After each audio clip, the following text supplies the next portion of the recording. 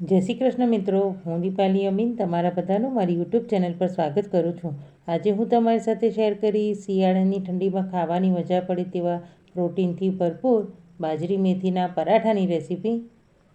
બાજરી ઠંડીની સિઝનમાં જરૂરથી ખાવી જોઈએ, જે ખૂબ જ હેલ્ધી છે, અને મેથી શિયાળાના લીધે સિઝનમાં છે, તો પરફેક્ટ માપ સાથે આ ટેસ્ટી પરાઠા બનાવવાનું શરૂ કરીએ। આ પરાઠાને તમે મુસાફરી દરમિયાન સાથે લઈ જઈ શકો છો, સાથે જ એક અઠવાડિયા માટે સ્ટોર પણ કરી શકો છો, અને ચા સાથે તો ખૂબ જ ટેસ્ટી લાગે છે। તો ચાલો આ ટેસ્ટી પરાઠા બનાવવાનું શરૂ કરીએ।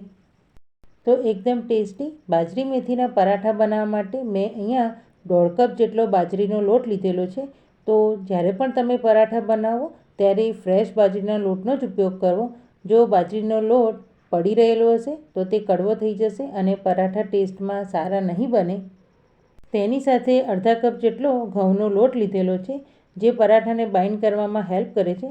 બાજરીના લોટમાં ગ્લુટેન ન હોવાના લીધે ઘઉંનો લોટ એડ કરવાથી પરાઠા સારી રીતે બાઇન્ડ થઈ શકશે। હવે તેની સાથે મેં અહીંયા 1 ચમચી જેટલો અજમો લીધેલો છે, જેને હાથની મદદથી ક્રશ કરી એડ કરી દઈએ। સાથે જ અડધી ચમચી જેટલો કાળા મરીનો પાવડર, ચપટી હિંગ, તેની સાથે મેં અહીંયા 1 મોટી ચમચી જેટલી આદુ અને લસણની પેસ્ટ લીધેલી છે।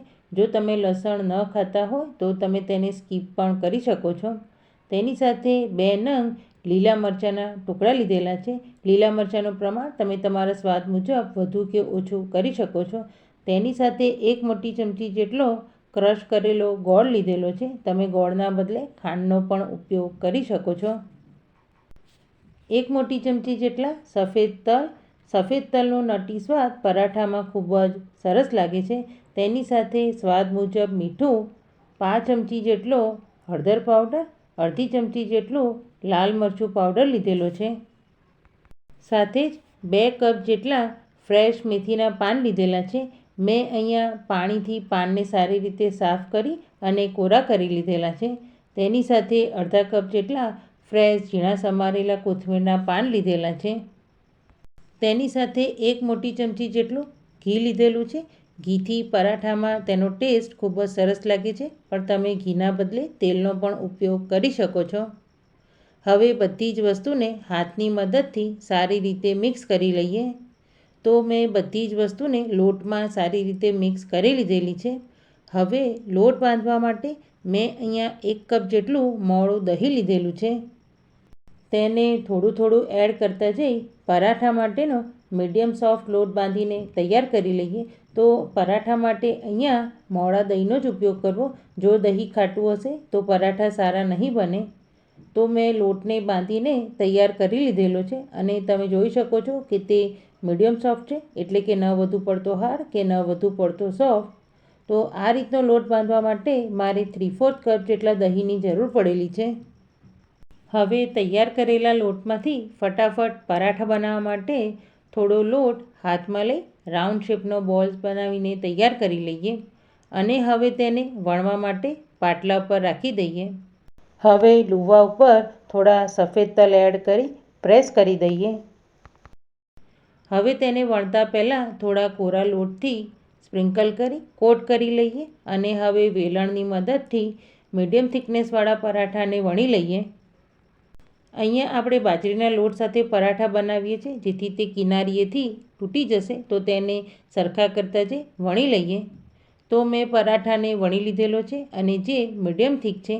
તો હવે આ જ રીતે બધા જ પરાઠાને વણી લઈએ। હવે પરાઠાને શેકવા માટે મેં અહીંયા મીડિયમ ગેસની ફ્લેમ પર તવીને ગરમ કરવા રાખી દીધેલી હતી। હવે પરાઠાને શેકવા માટે તવી પર રાખી દઈએ, અને મીડિયમ ગેસની ફ્લેમ પર એક સાઈડથી સારી રીતે શેકી લઈએ।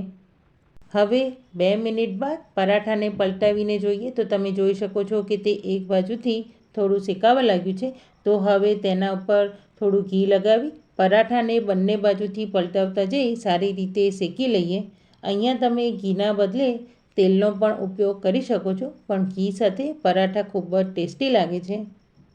તો હવે તમે જોઈ શકો છો કે પરાઠા બંને બાજુથી સારી રીતે શેકાઈ ગયો છે। તો હવે પરાઠાને પ્લેટમાં લઈ લઈએ।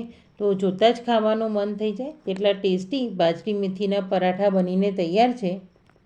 તો જોઈને ફ્રેન્ડ્સ, તમે કે બાજરી અને મેથી સાથે પરાઠા બનાવવા કેટલા સરળ છે, જે પ્રોટીનથી ભરપૂર છે અને ખૂબ જ હેલ્ધી છે. આ પરાઠાને તમે એકવાર બનાવી અઠવાડિયા સુધી ખાઈ શકો છો. સાથે મુસાફરી દરમિયાન સાથે પણ લઈ જઈ શકો છો અને ચા સાથે તો ખૂબ જ ટેસ્ટી લાગે છે.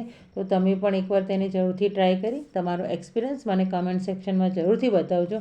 અને જો તમને મારી આ રેસીપી રિટર્નમાં વિડીયો સાથે જોઈતી હોય તો મેં વેબસાઇટની લિંક ડિસ્ક્રિપ્શન બોક્સમાં આપેલી છે. અને જો તમને મારી આજની આ રેસીપીનો વિડીયો પસંદ આવ્યો હોય તો તમારા ફેમિલી ફ્રેન્ડ સાથે શેર કરી મારી ચેનલને લાઈક કમેન્ટ કરી સબસ્ક્રાઈબ જરૂરથી કરજો.